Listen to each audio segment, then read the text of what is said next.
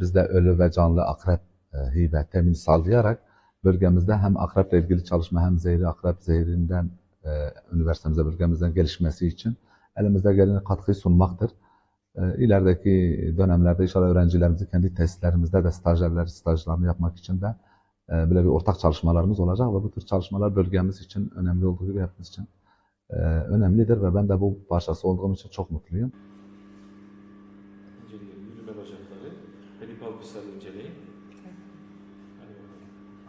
Dünyada akrep zehrinin ikinci en pahalı sıvı olması bu kendi başına hem katma değeri hem stratejisini artırıyor ve böyle bir stratejik bir ürünün bizim ülkemizde, bizim bölgemizde çıkması hem maddi hem manevi hem de bilimsel boyutlara günümüzün gençlerimizin geliştirilmesi, kendi özelliğini geliştirip bunu daha yüksek katma değerli ürünlerin çıkarılması için çok büyük stratejik bir öneme sahiptir. Dünyada birçok alanda kullanılıyor. Kabuğu belli ince noktaları var, katmanlardır.